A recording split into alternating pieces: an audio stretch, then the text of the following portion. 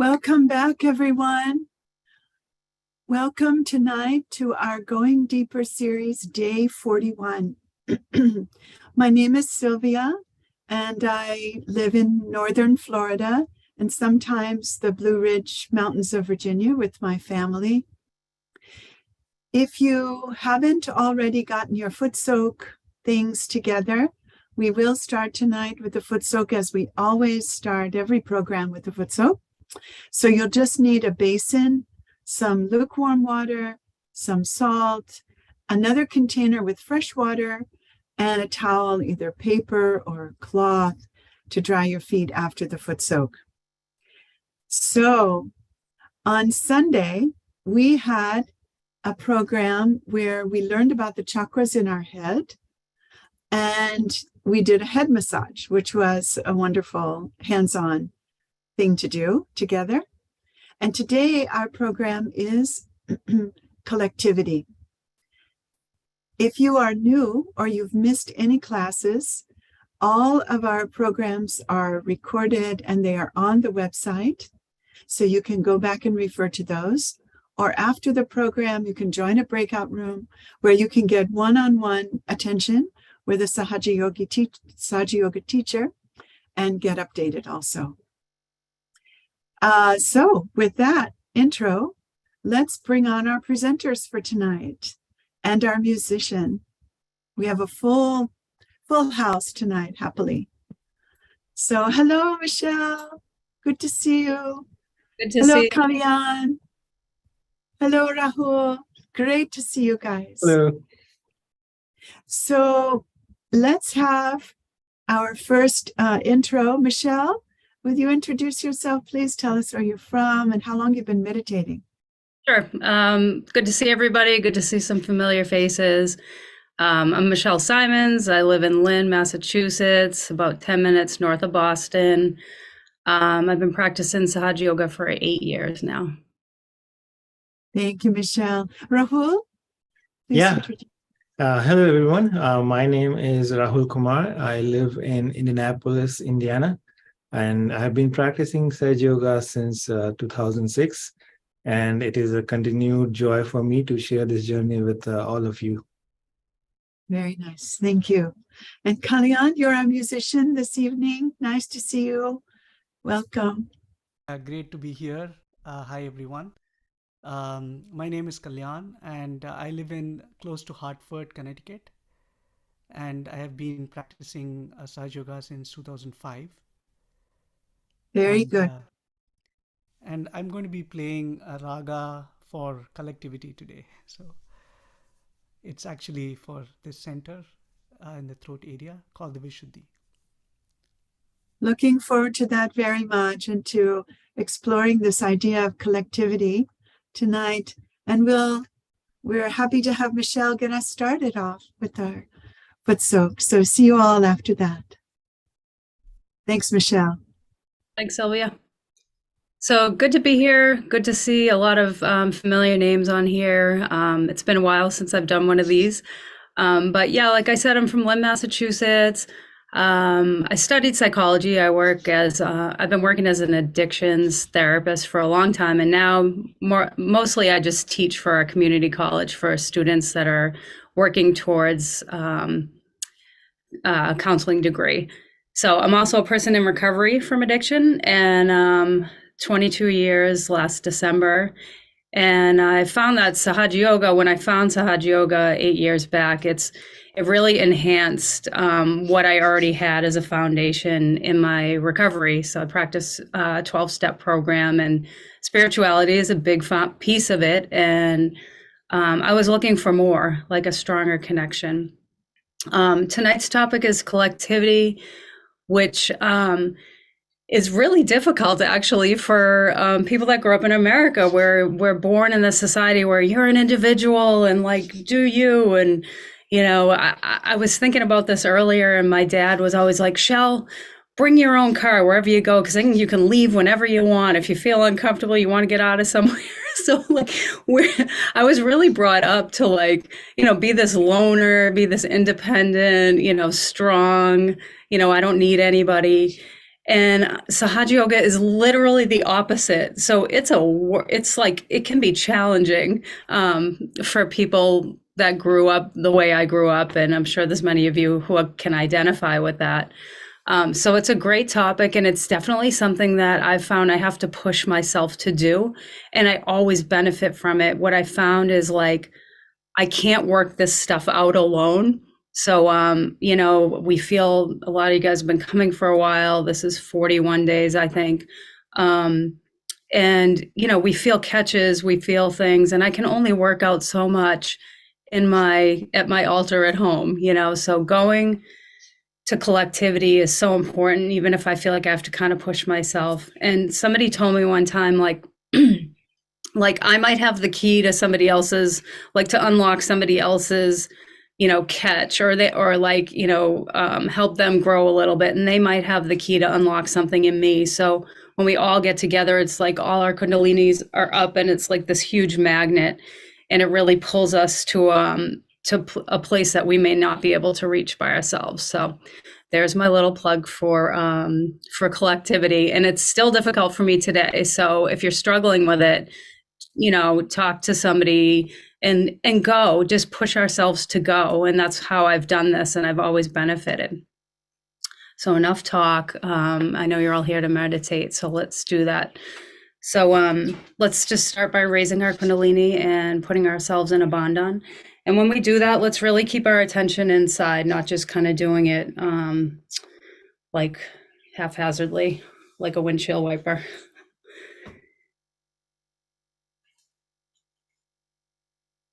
And really see if we can feel, as we do this, our Kundalini is coming up. And the vibrations start to come up a bit. And then when we give ourselves a bandhan, it's not, you know, we want to make sure we're really kind of being thoughtful about it and going over, maybe putting attention on each chakra as we do that.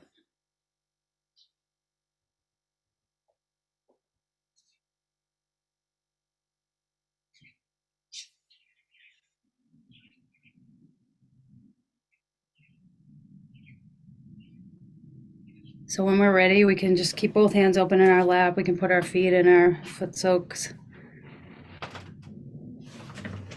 And let's just sit for a moment. Watch our breathing.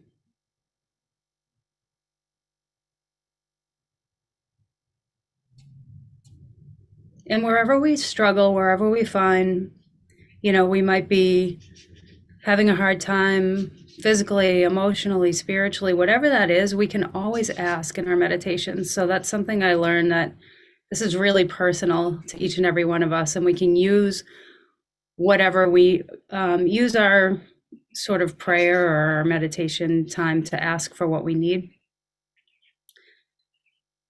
So let's just put both hands down towards the Mother Earth.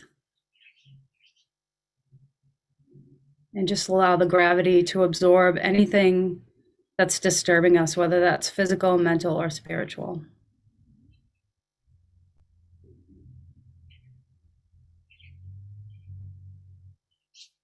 We can pray inside, Mother Earth, please absorb any negativities, any imbalances, any disturbances in our subtle system into the foot soak.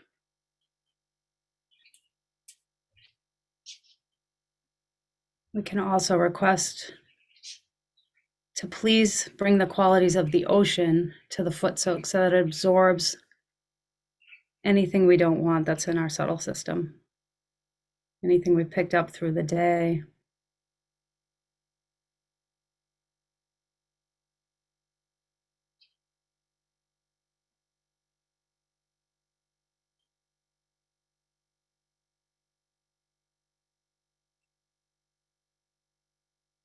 So let's bring our hands back to our lap. And we're going to start clearing with the right side. I know we usually start with the left, but somebody suggested to me the right side first so that we can cool down and calm down a little bit before we even move over to the left. And that's been helpful for me. So we'll try it here as an experiment. So our right hand, our left hand towards the sky, right hand on our lap. We can just ask to please absorb all the heat from the right side, all the ego, all the overthinking, all the imbalances from the right channel. Please absorb into the ether element.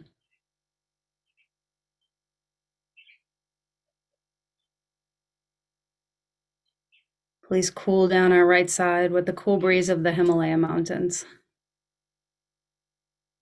We have a beautiful mantra with the Himalayas in it, so I'll say it. I don't know if you guys have been doing mantras, but if you know the mantra, it's Om Twameva Sakshat Shri Himalaya Sakshat Shri Adishakti Mataji Shri Nirmala Devi Namo Namaha. So Mother, by your grace, please absorb all the heat from our right side.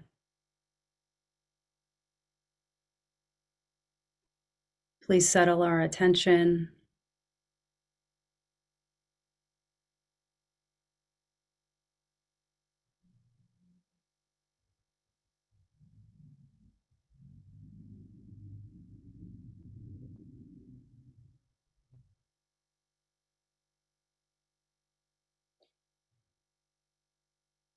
And just notice what we feel now in the palm of our right hand.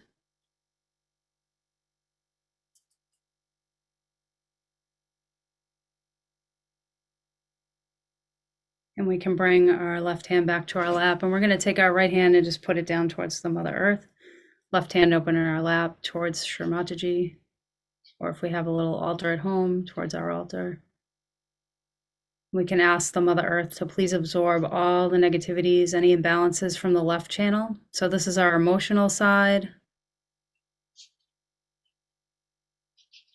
So we become our own master of our emotions, where our emotions can't control us anymore in Sahaja Yoga. So the more we clear the past, the conditionings, the more balanced we feel day to day. Even though the emotions might hit us, we're not controlled by them anymore.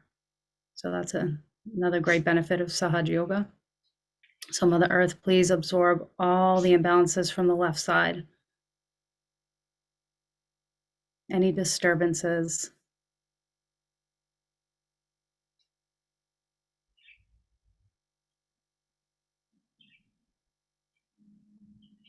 And see what we feel on the left hand.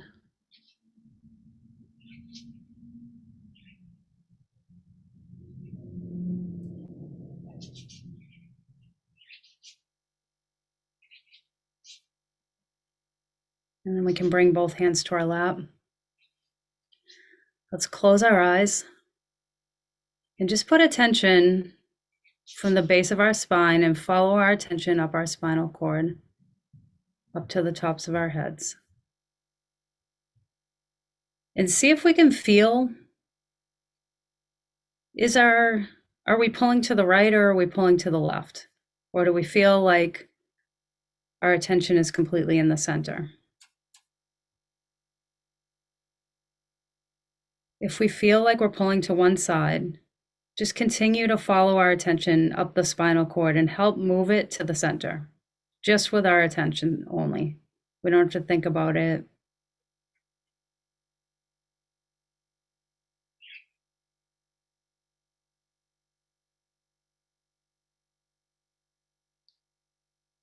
And then we're going to take our right hand and just move our Kundalini up. And we'll do this a few times like this.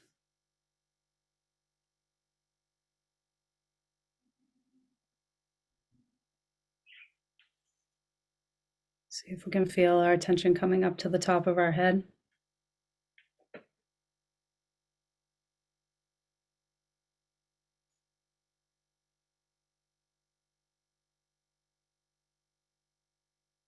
And then we'll bring our hand back down again.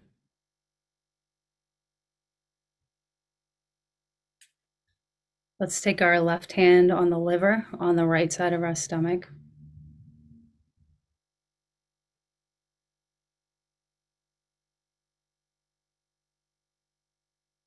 We can ask to please give us pure attention. Please give us the pure attention.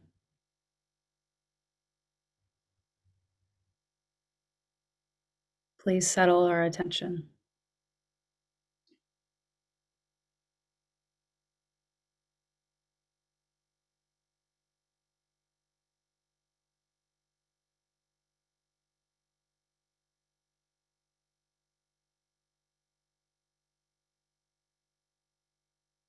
Let's bring our hand back to our lap. Again, we'll close our eyes. Let our attention be inside.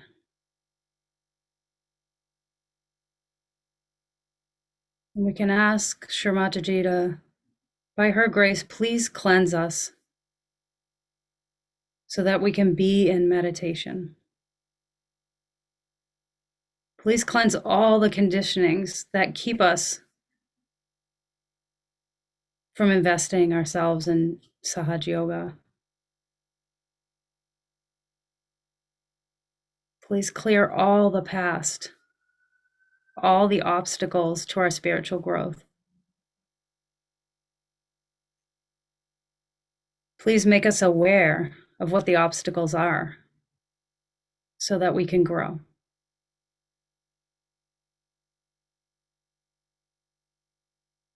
Again, we'll use our right hand a few times to raise our Kundalini.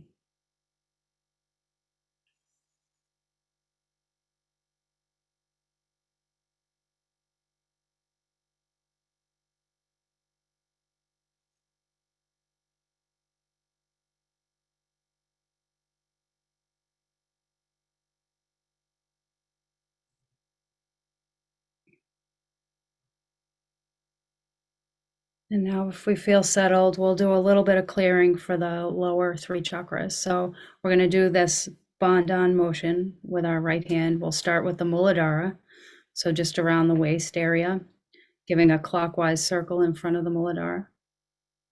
And we can ask to please take all the heat, all the negativities, all the imbalances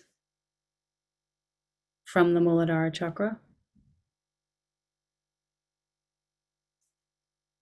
Please make us innocent and wise.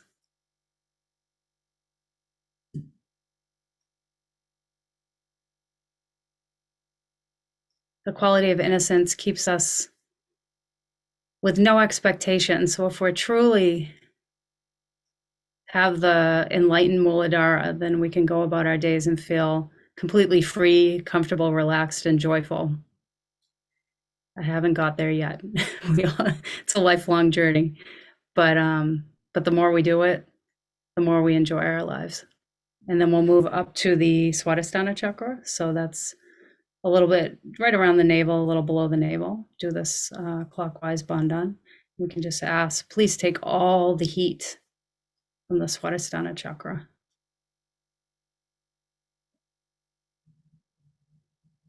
Please purify our attention and remove all the imbalances, all the false knowledge, imbalances, heat, anything that disturbs the Swadhisthana chakra.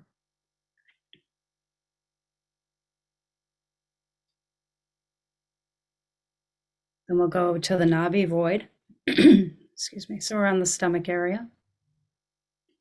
Please take all the heat, all the imbalances, all the disturbances from our Navi and void area.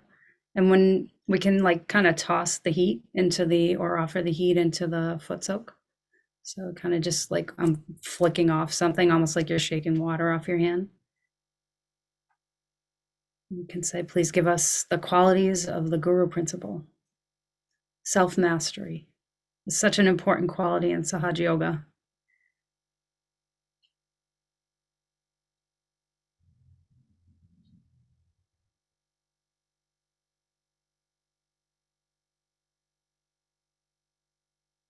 See, as we're doing this Bandhan around our stomach, if we feel any heat coming out of a certain area, and that also is an indication, okay, there's something there that can be cleared out. So sometimes I'll feel like the heat on my liver a lot, since I tend to go out of balance. When I go out of balance, I go to the right side. So we all have our sort of defaults or challenges.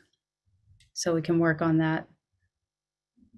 If we feel any heat, just kind of focus in on that area with the Bandhan and just ask to please remove all the heat, absorb it into the created ocean that we have beneath us.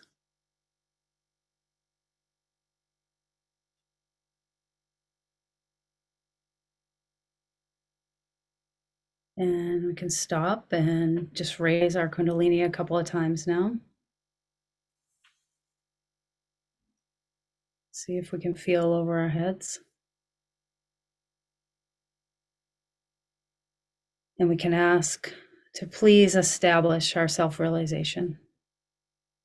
Please fully establish our self-realization.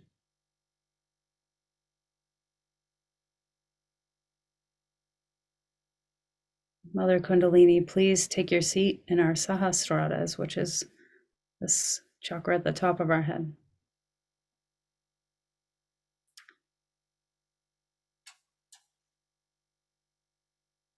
So at this point, we're gonna rinse off our feet and listen to a talk by Shri Mataji related to this collectivity.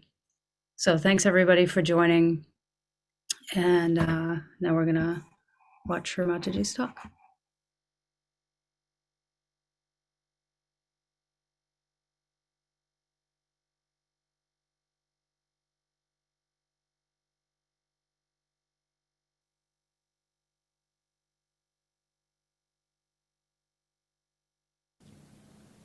For Sahaja Yoga, you cannot pay.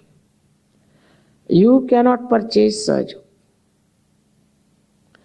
as I have told you already. You must know it is so invaluable that you cannot pay for it. It is to be understood that it is not something like a shop. I belong to another society, so-called elite. And the talk is about guru shopping. Have you made particular guru this one? No. Why? Oh, he is cheaper, now on sale. You can get it cheaper value, really. It's something like your supermarkets walking into the name of God. Now, please use your IQ, which you have used so much for sending from here all these things to moon, and now another one is coming out from somewhere else. Please use your brains for going inside. What's the use of going to the moon? What did you get? Such a lot of money was wasted. Why not get inside and know yourself what is inside, what's wrong with you? But that's not possible. For that, they won't listen. I know in America there have been so many seekers. We have had people like Abraham Lincoln. All kinds of great people have come here, and we have to know our own value system. On what foundation do we stand? Firmly. We talk of family. You cannot bring in family life now anymore because you worshipped Freud as Jesus Christ. Now you are, after so many years, you are saying, he is fraudulent Freud. There's a book. Then another book I've seen is The Fall of Freud's Empire. But it has gone into the brain of the people, into the families, into everywhere. You go to any Freudian, he'll tell you something wrong with your mother and something relationship wrong. I mean, it's these absurd things that tell you. I don't know how you can believe it. I met first time a child about 12 years of age. His mother came and said he's taking drugs. Man, I felt terrible about a 12-year-old child taking drugs. So I just took that child, hugged him and kissed him. So he said, my mother never does it to me. I said, she doesn't do it to you? No, she never does it to me. I asked her, you never hug your child and kiss? No, because I will have guilt. I couldn't understand the philosophy at that time. A mother having a guilt if she has to hug her own child. Is all Mr. Freud. Oh, very much respected. But also he prospered in America, you'll be surprised. Not in his own place, Austria. When I talked against him, they all clapped very happy. And they were saying that he has brought a bad name to us. But how these horrible things prosper here, we should watch out. Now, of course, Freud has gone out. He is no more there. But Freudian is still there. And people who believe in Freud are still there. It's gone into their brains. Now, how will you create a sensible society? Only way is to get out of it. Just get out of it. All these nonsensical things are there, but you have to just somehow or other get out of it, and it's only possible through your awakening, through your realization. Otherwise, there's no way out. But once the Americans get out of it, I can tell you, they are the best people. I trust them more than anybody else. But they have to get out of it, very difficult. To get them to the program and make them sit throughout the lecture is also difficult. Now, how many have gone out? You see, I didn't count. But this is not done anywhere else except in America. Because they have freedom. In Russia, you'll be amazed. They are so sensitive to spirituality. Very sensitive. Because they didn't have this kind of a freedom. Here the freedom is there for everything. A rich man, I went to his house. He carried me in his car. And he had the handle in a funny way. And he told me, if you have to open the handle, you have to turn it this way. But I said, why? Oh, it's my individual invention. I've done it. But anybody who doesn't know how to get out of his car will die if something happens to him. We got into his house. He told me, this is my bathroom. But don't put on this switch, otherwise you'll just jump into the swimming pool.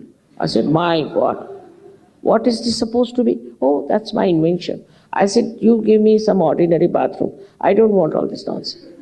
Then he had a bed. You can press one button, your legs will go up, your head will come up. I said, I don't know which button to press. They are very thin buttons. You just have to touch. I said, I'm not going to touch. I'll sleep on the ground. What sort of a thing is this? Nonsense. Nothing is going to happen to me if I sleep on the ground. But supposing I touch something, suddenly I'm fine. And this is how they have spent their money in their freedom. That's what they have done. Now, remaining money must have gone to these false gurus. I don't know. But false gurus are also very rich people. And some of them had so many of Rolls Royces and this kind of that. Brainless, useless people they were. I tell you, most of them. But it happened. I don't know what impressed them. Anybody from India, if he's released from a jail, he has no place in the society things. He wears those orange dresses and comes straight to America. Settles in some square or somewhere. And next year you see he has a big palace of his own. Whom are you helping? You have to help yourself. I am a mother.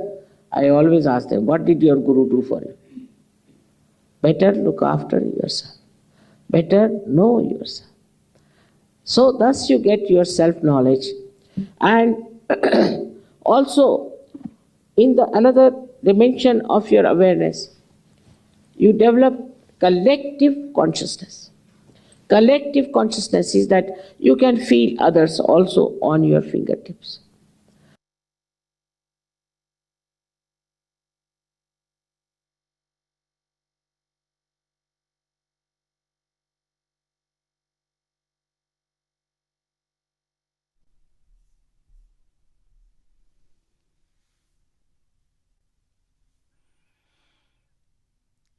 Let's continue to remain in meditation. Collective consciousness is that you can feel others also on your fingertips. Now we have our Sahajogis in 55 nations. You must see when they meet. They have transcended all barriers of their countries, races, everything. Such love and such affection, such oneness. It's like one organism they were. If somebody is sick somewhere, the whole body, like the body of Sahaja Yoga, worried about them. They'll write to me, telephone to me, Mother, please look after that person, he's sick. So many relationships of this kind I've seen.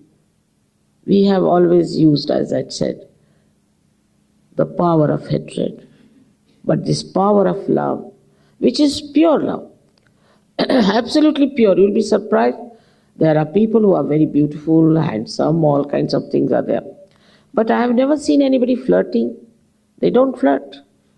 I have not seen them, any man running away with somebody's wife. I mean, you come home and find your wife has gone away with somebody else. It's never like that.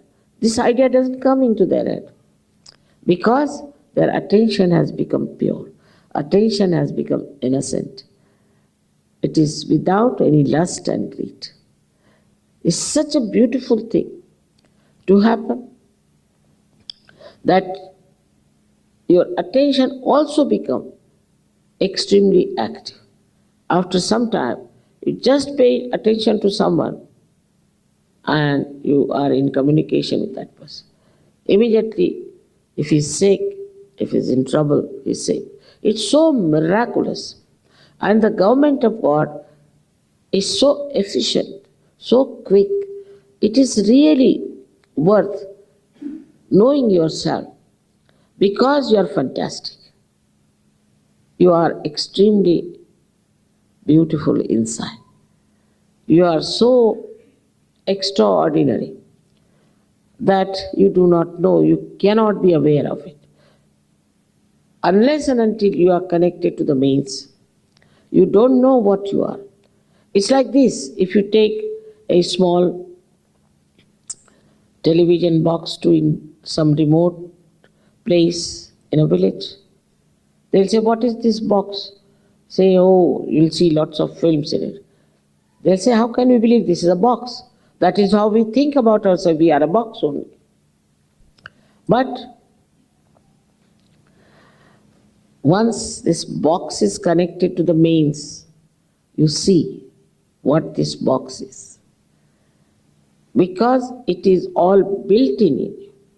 Like you take one seed and sprout it in the Mother Earth. You don't do anything. What do? Nothing. Because in the seed it is built in that it should sprout. And the Mother Earth also has quality to sprout. It's spontaneous, such. That explains everything. This happens sahaj.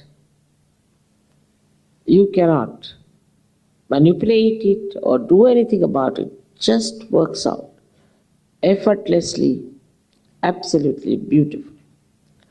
And this happening is so simple and so easy that you will be amazed how you get it.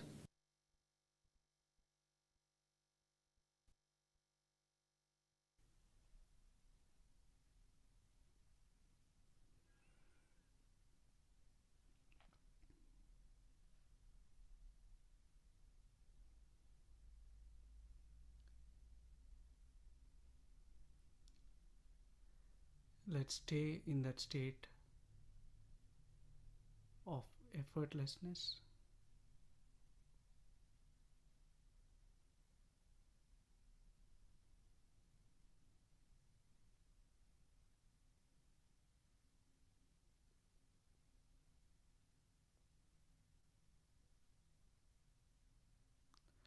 With our attention gently above the top of the head.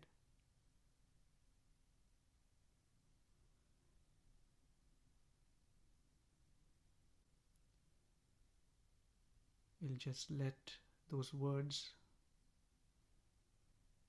go deep within us.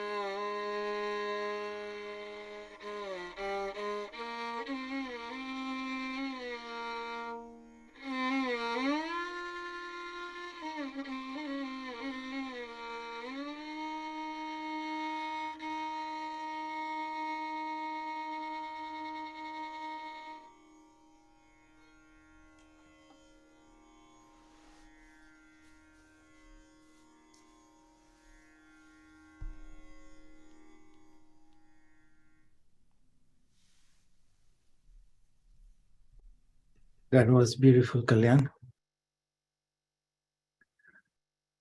So let's build upon our experience today.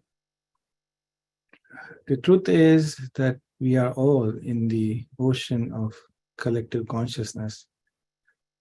But before realization, we do not feel it, very much like a fish in the water which doesn't know the existence of water that surrounds it. But after realization, we can feel the vibrations and we can feel that we are part and parcel of something much greater, bigger than ourselves, like cells in a body. And vibrations is what connects us all. And more we become sensitive to the experience of vibration and the flow of vibrations within us and around us, the more we are in the arena of collective consciousness. So we'll meditate in a way to help develop the sensitivity to vibrations and go deeper into it so that we can feel our connection with the whole. So let's open both the palms in our lap again. Close our eyes and let's take our attention above our head in the pure expanse of our Sahasrara.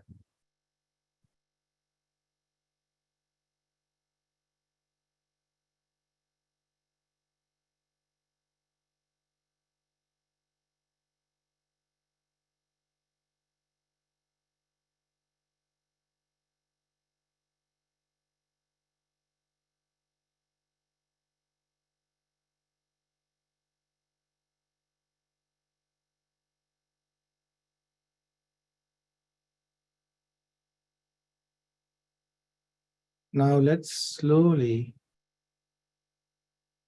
bring our attention through the central channel from our Sahasrara down till our Vishuddhi center to our throat.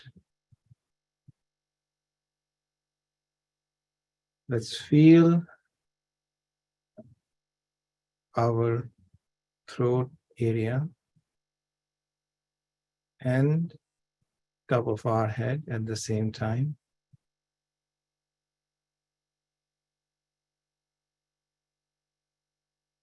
And let's feel the central channel, the Sushumna Nadi that connects the two.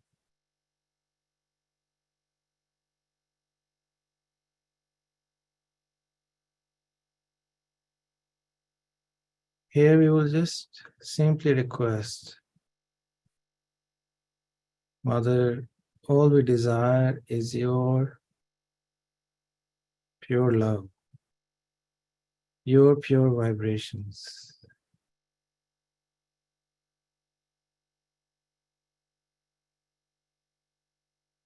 Let your grace, your vibrations enter through our Sahasrara,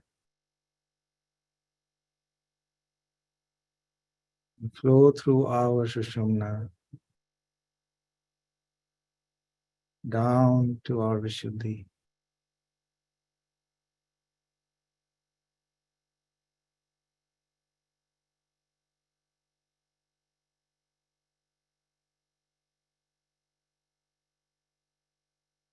Let the Sushumna expand, become wider.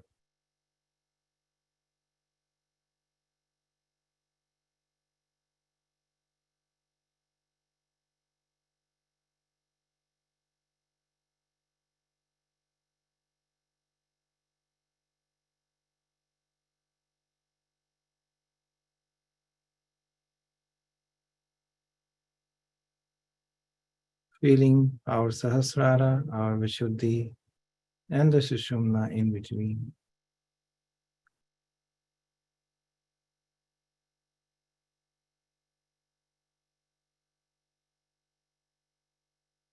Now let's take our attention from our throat, from the Vishuddhi, slowly to our left shoulder, which is also an extension of the Vishuddhi chakra. Let's trace the path of vibrations.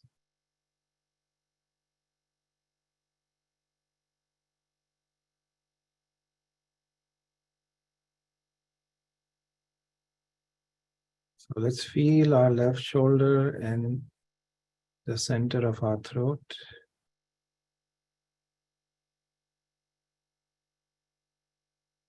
And then slowly move our attention from our left shoulder down to our left elbow. Feeling the flow of vibrations from the inside, moving down from the left shoulder till our left elbow.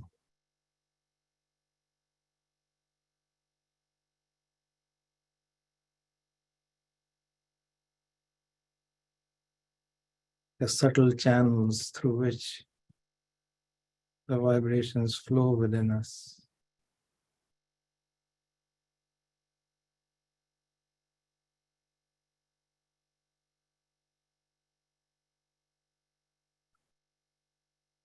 Let's move our attention from our left elbow to our left wrist, from the inside.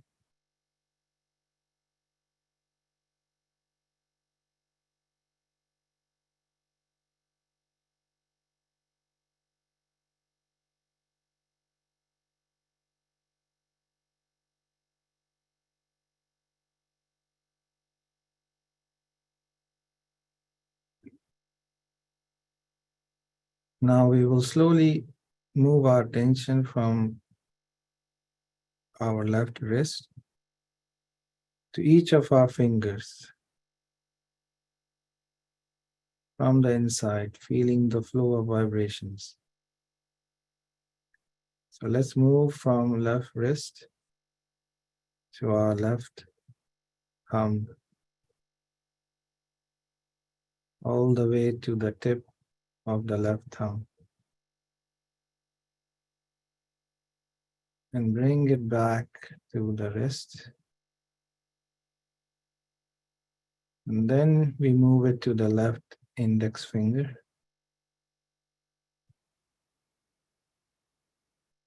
Feeling the subtle channels of vibrations.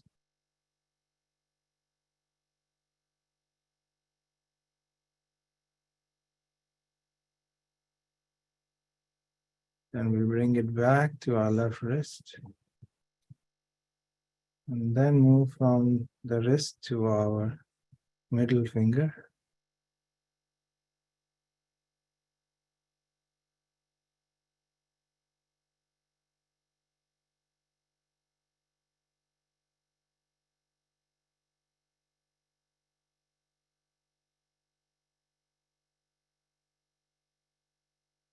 Then from middle finger back to the wrist.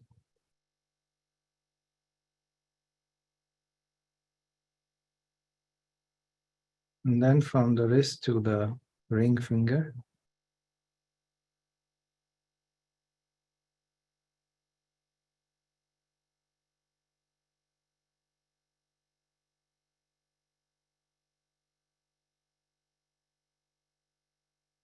And then back to the wrist.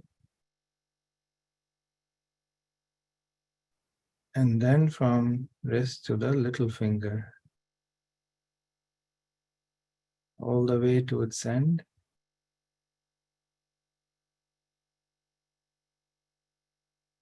And then back. Now let's take our attention to the center of our left palm and top of our head at the same time.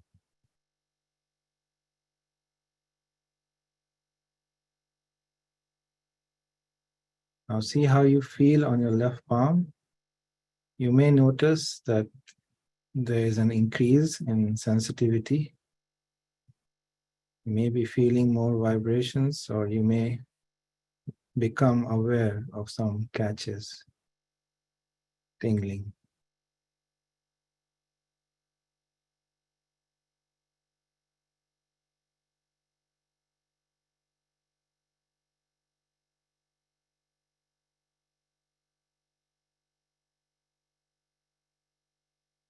Now we take our attention from the center of our left wrist and slowly move it back the same path. Our left wrist from the inside to our left elbow. And then from the left elbow, from the inside to our left shoulder.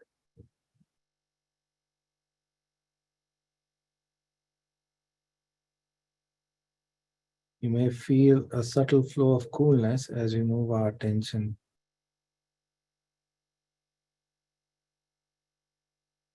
And then from the left shoulder back to our center, Vishuddhi, center of our throat.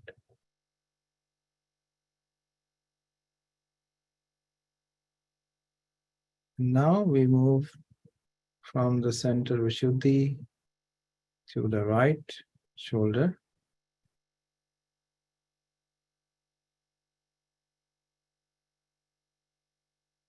Again, sensing that subtle flow of vibrations from the inside. The delicate channels through which vibrations flow from inside.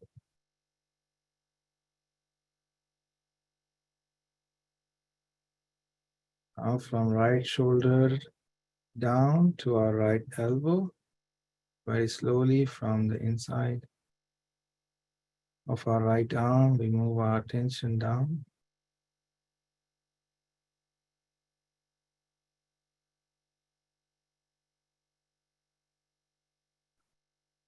And then from right elbow, slowly till our right wrist.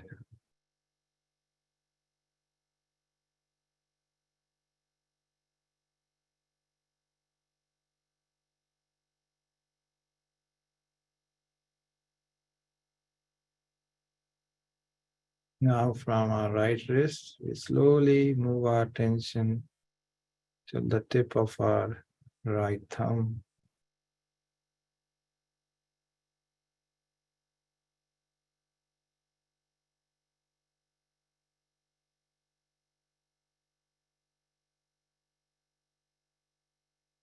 And then bring it back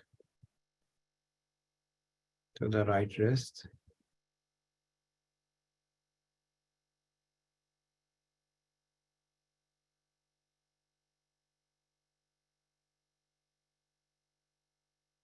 And then from right wrist to our right index finger from the inside.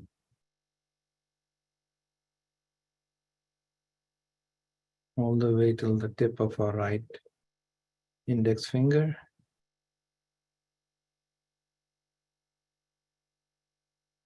And then we bring it back slowly. And then from our right wrist to our right middle finger.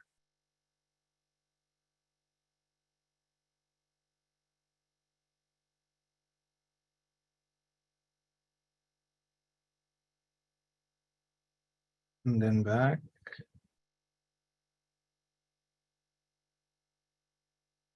And then to our right index finger, ring finger.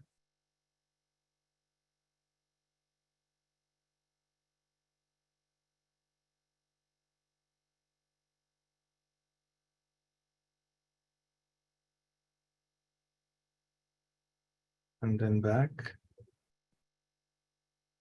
And then from the wrist to our right little finger.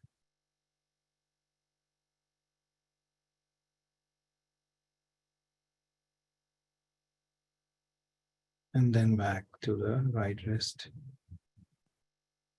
Now take our attention to the center of our right palm, which is the Sahasrara on the palm. And then take attention to the center of your left palm. And then take attention to top of your head simultaneously.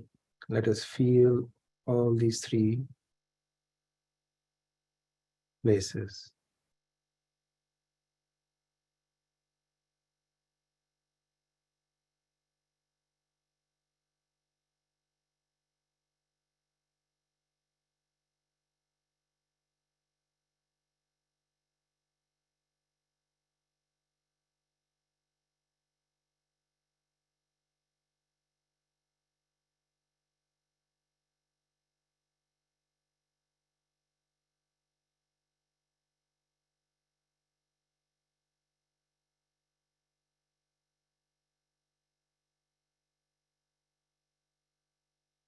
And now pay attention to your right palm and see how you feel now.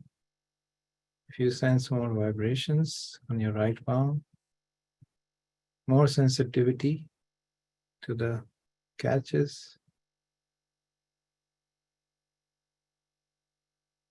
Now let's retrace our path back from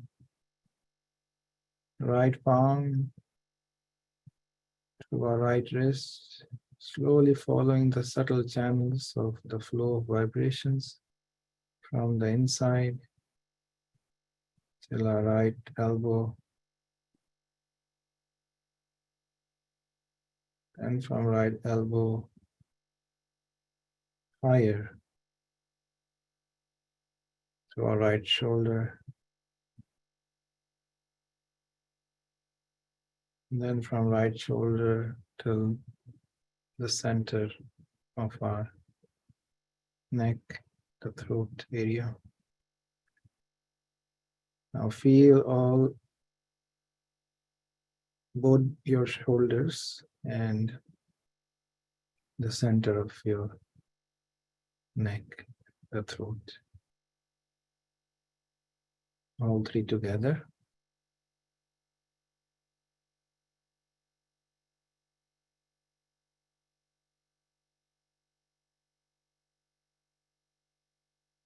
Mother, please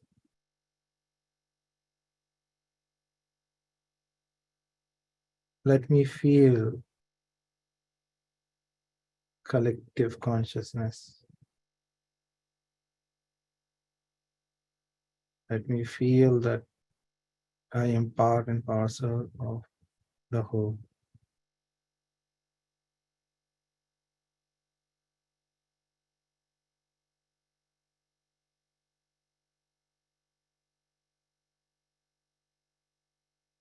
Please expand my Vishuddhi center.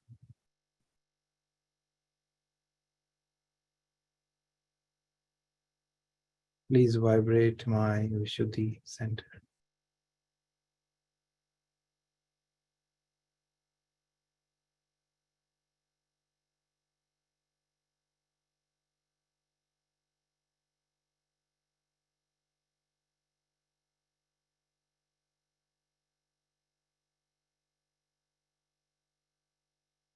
Now let's take our attention to top of our head,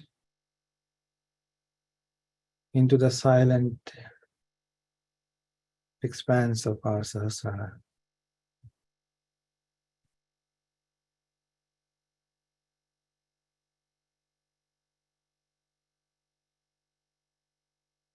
Let's just enjoy that pure silence, beyond all worries, all thoughts.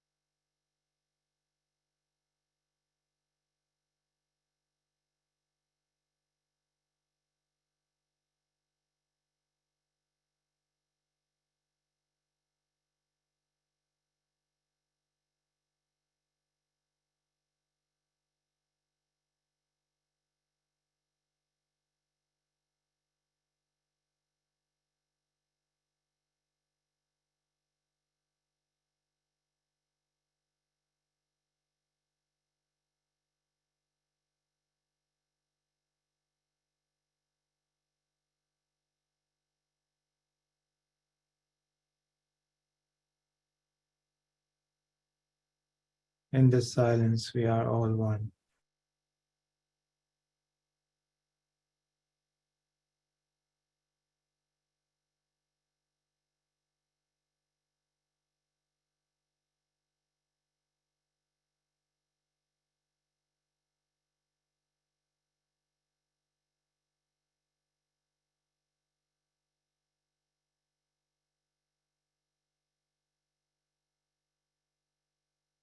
So now we conclude. Let's just thank our mother in our heart. Grateful for every experience that she blesses us with.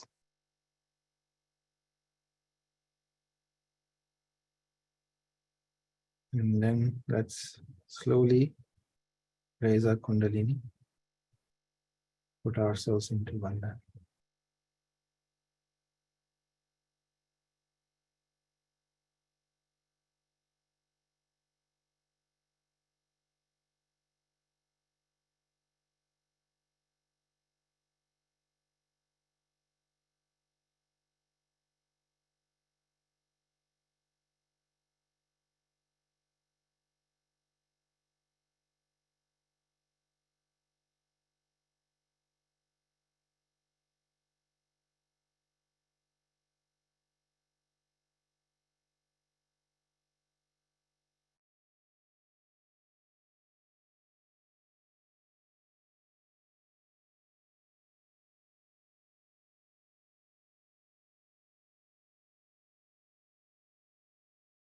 All right. So we move to the next part of the program. Back to you, Sylvia. Thank you so much, Rahul, Kalyan, and Michelle, for those deep moments and that cool breeze, that feeling of oneness with our Mother Kundalini.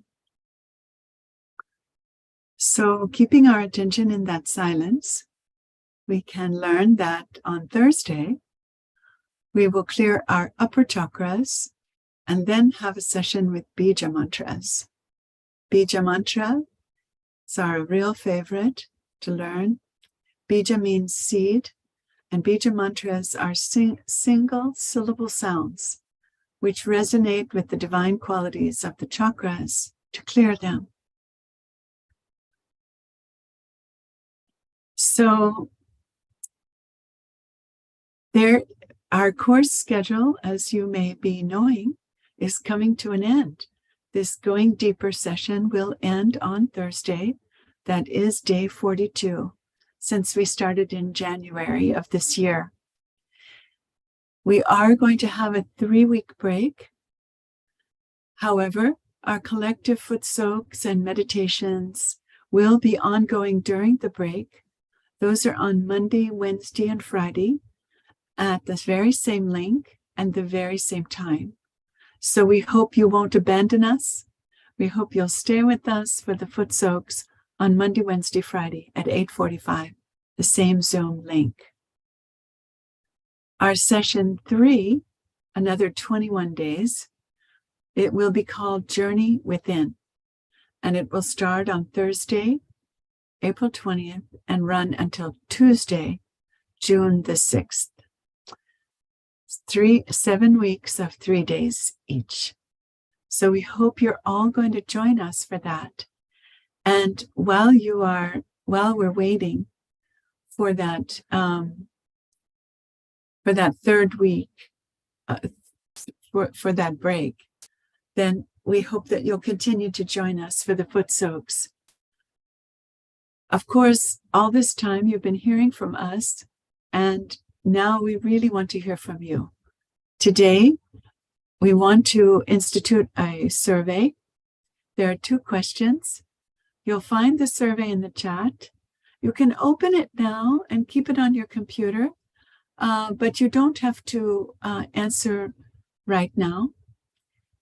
The 2 questions are, how was your experience in this 21-day course? So we hope you'll elaborate as much as you feel like, because we really love to know your feedback. And basic question, do you plan to continue with the next 21 days called Journey Within? So we'll also be asking again for your contact information so that we can keep in touch, especially during this break time, to be giving you links and updates about online programs, which are going to be really important to keep up your collectivity, and also anything local to your own area. So that was kind of new, but program resources is perhaps not new. We have 3 that we like to mention every night. If you haven't requested a mentor, we hope that you will, especially coming up into the break. It'll help you with your collectivity. It'll help answer your questions, and it'll help you go deeper in your meditations. So if you haven't taken the leap yet to get a mentor, now is really the time. Also, we want you to join our community on WhatsApp groups if you haven't already. That's where we share links, spiritual messages, updates of all kinds, and keep you in the loop. And then, as always, the recorded sessions are on the website, us.sahajayoga.org/January 2023. So that website is going to have all the recordings, very valuable resource. And as you can see, all this information is also happening in the Zoom chat right now. So now we're coming to the point in our evening where we have 3 choices of how to continue. All of us can request an interactive workshop in a breakout room, you can type in the chat to breakout room help if you would like to have a one-on-one with a Sahaja Yoga teacher. If you have personal questions, this is great. And also if you would like to review or update on other programs that we've had so far. Number two choice would be, if you have questions, that you can type them into the Zoom chat to Zoom chat questions, and we have a team that's standing by to answer your questions. So we'll help you have questions. You'll text them to us there. And then our third choice is to stay here in the main room with us. We'll be bringing our presenters back so that we'll ask them to share their experiences on how collectivity has affected them, how they've experienced collectivity since they've come into Sahaja Yoga. So great, we're all back here together again. So welcome back, Kalyan, Rahul, Michelle. So we have three very interesting questions tonight. And the first one is, what does collectivity in Sahaja Yoga mean? So would anybody like to volunteer to take that one on?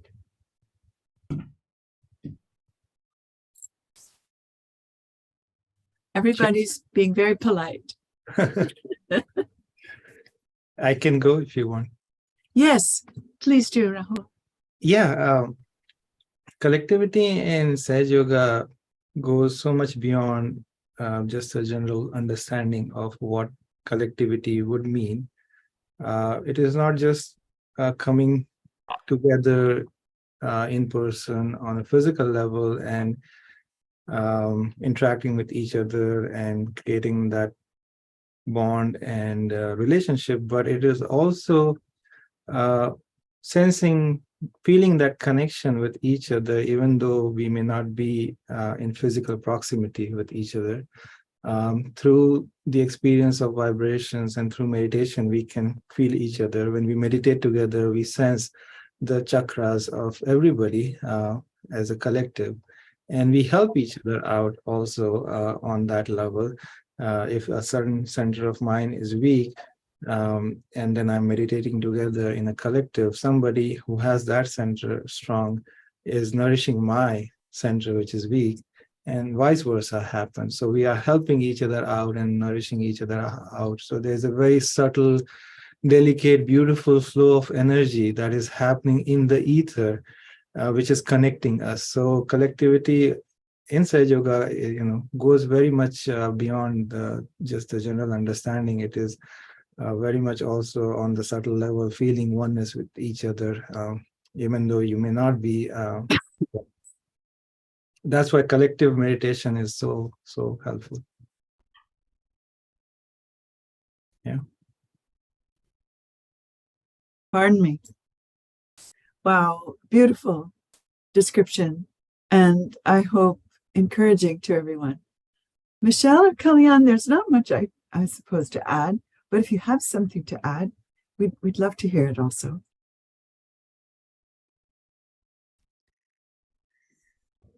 Yeah, I mean, what you said is true. There is really nothing more to add. I think he said it so beautifully that it's the oneness.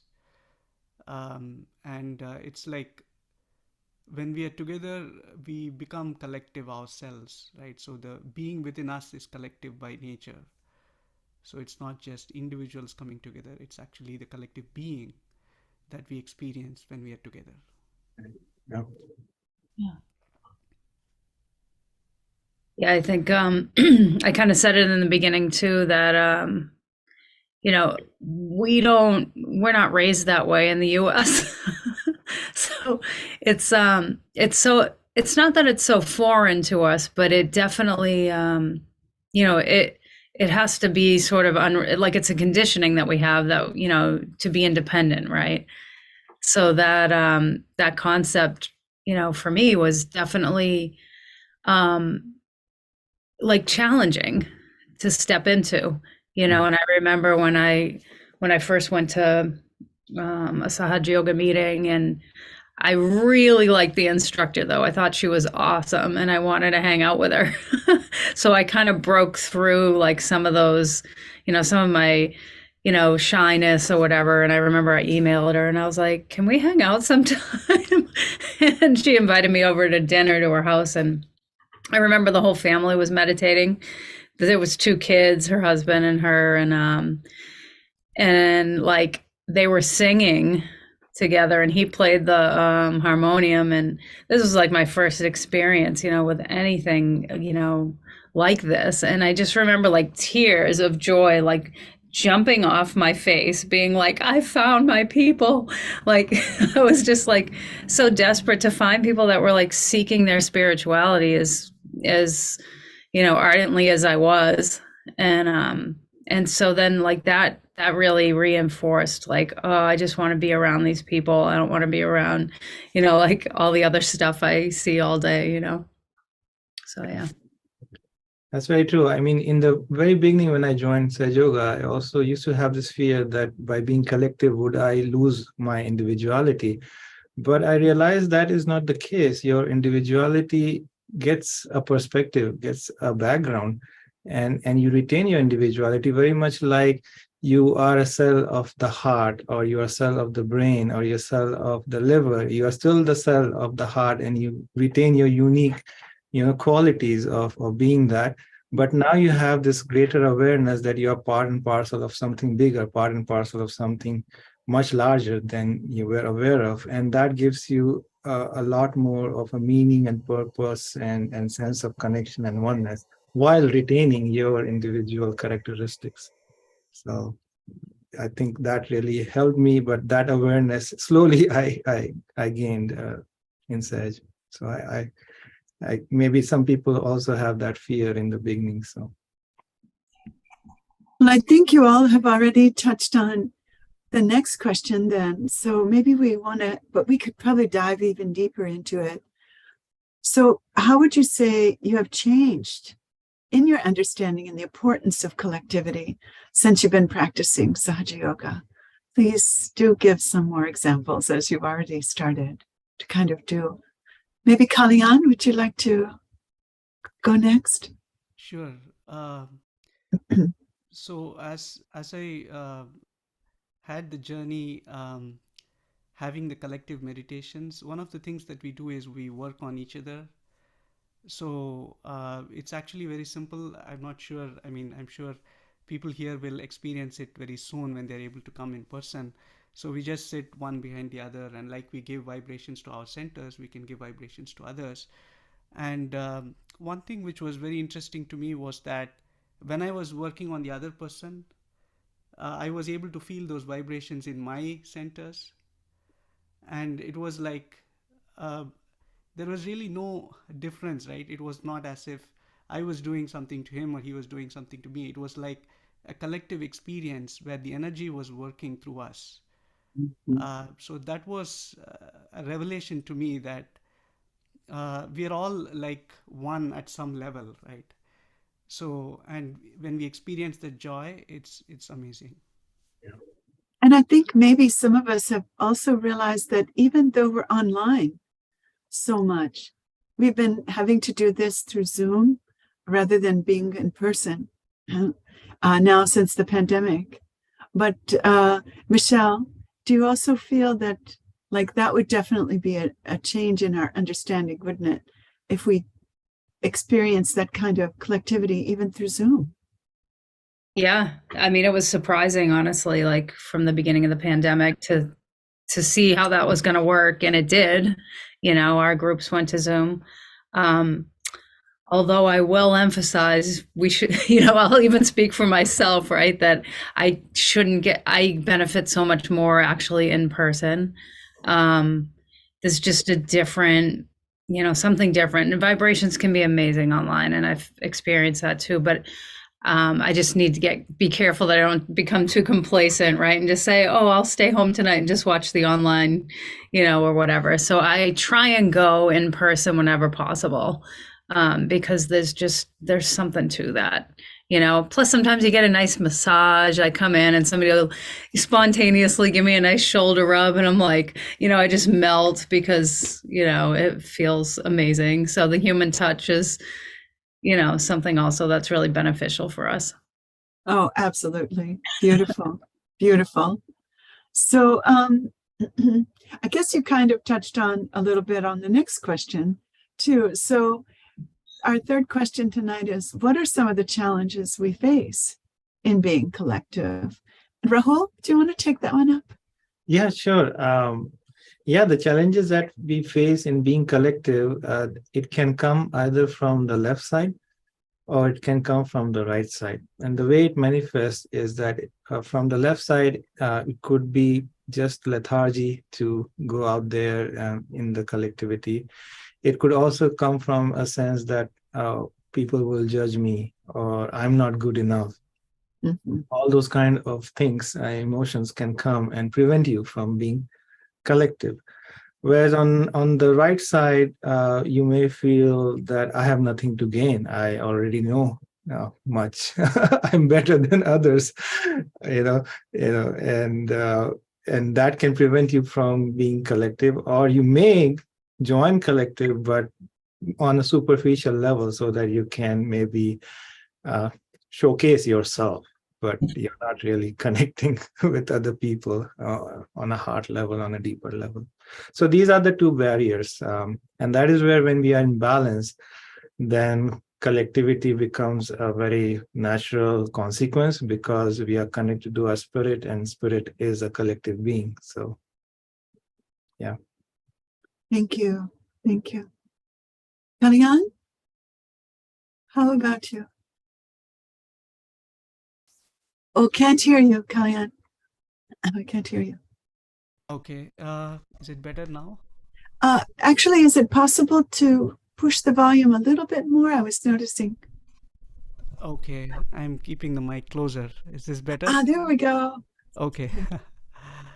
Yeah. So very much agree with what Rahul said. I mean, on a practical level, there are other things, right? I mean, in terms of there are other commitments to take care of, and sometimes that can also come in the way, very very mundane things, right?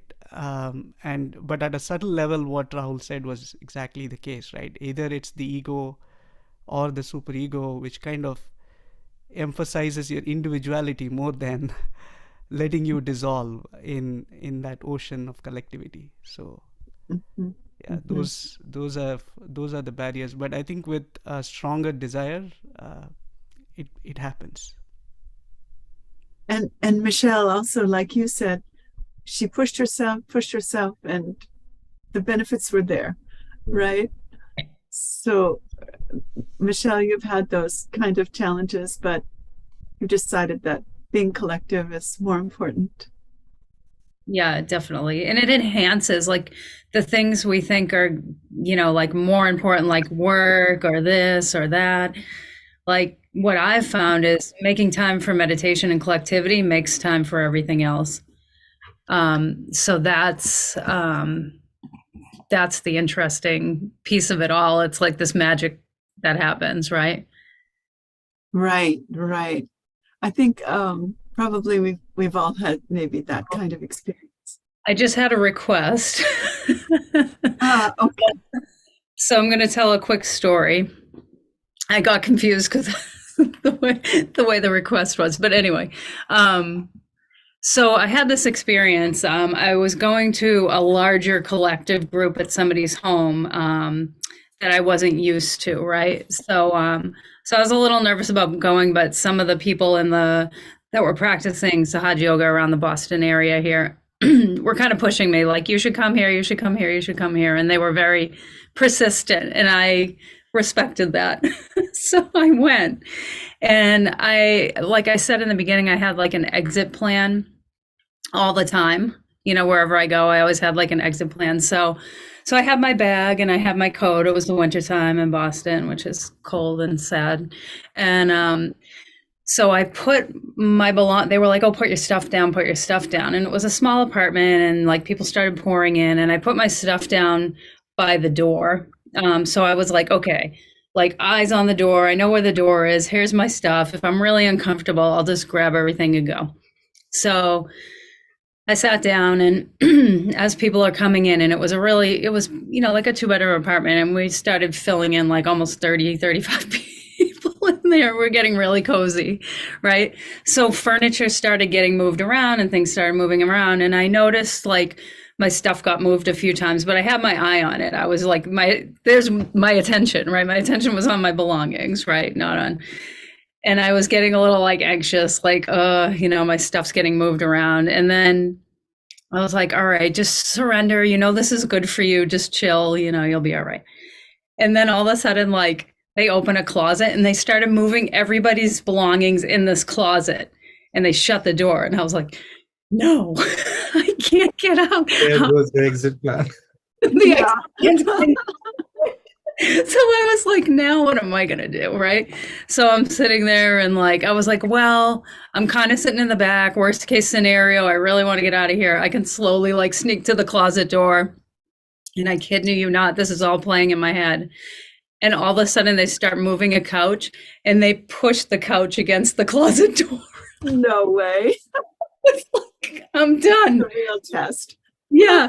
And I had to laugh to myself, because like I always, like had attention on God, and I always like, I trusted that. And I just was like, I kind of had a smile to myself, like, I get what's happening here. I'm going to just surrender and like sit through this. And I did. And it ended up being like uncomfortable at times, but at the end, like, it was a really joyful experience. So yeah, there's a funny little thing about forced collectivity. Nothing like a personal experience that tells us, okay, well, I just got all my fears. I had to face them all. And look, I came out just fine. And even things improved from this experience. Yeah. Absolutely. Wow. Really nice. Really nice. Well, I think that for the benefit of everyone tonight, it's been such a joy to talk about the qualities of the Vishuddhi and collectivity. So maybe what we could do is, just for a moment, we could close our eyes and meditate on Vishuddhi just a little bit more. Kalyan, would you like to guide us? Just a minute or two, further meditation.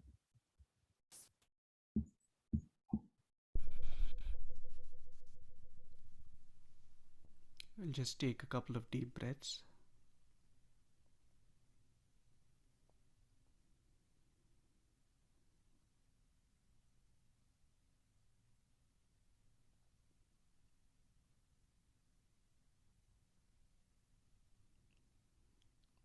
And gently bring back our attention to the top of the head.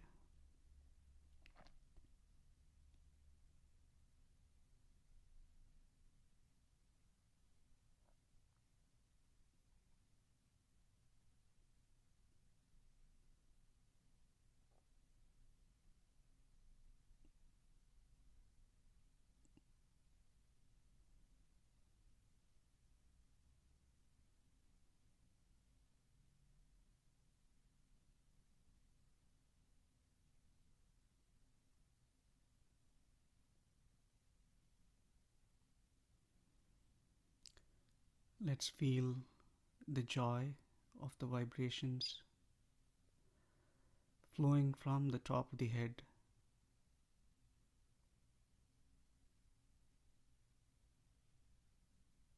into our entire body,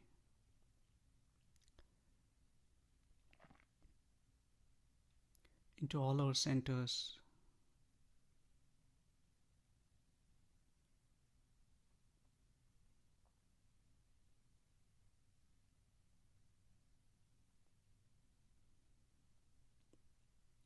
Let's feel the vibrations coming down into our throat, going into our hands,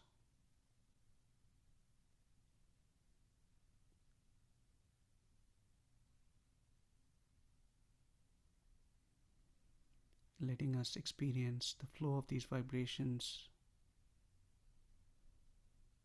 in our fingers, in our palms,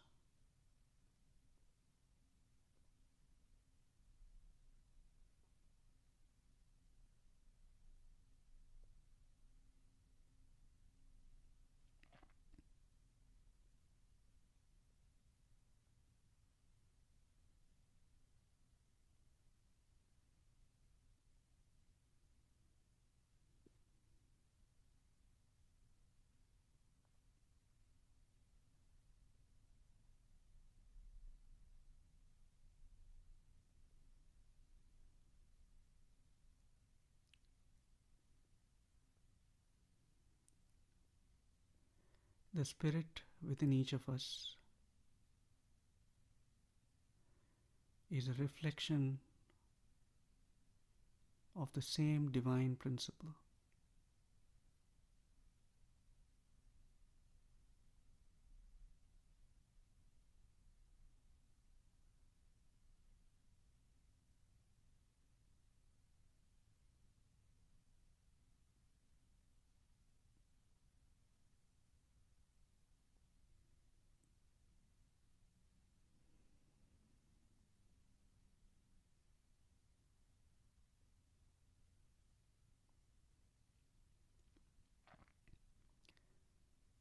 Let's just be in that state of oneness,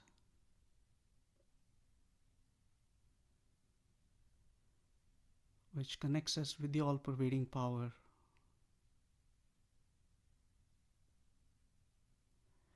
and therefore connects us with each other.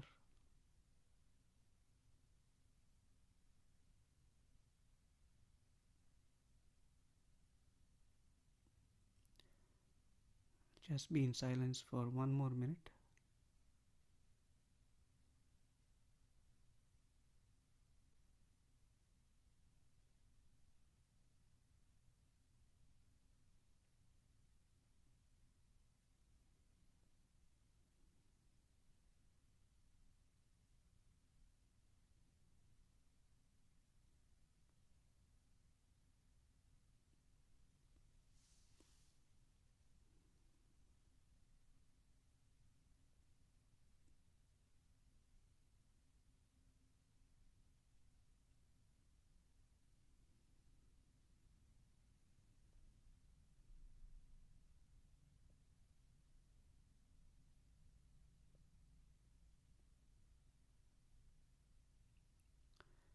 We can slowly open our eyes.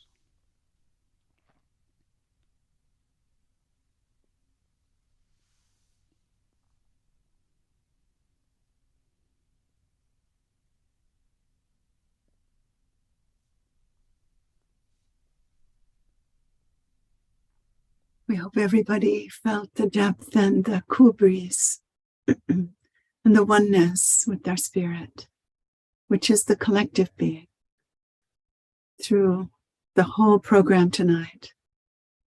And we look forward to seeing you again on Thursday night.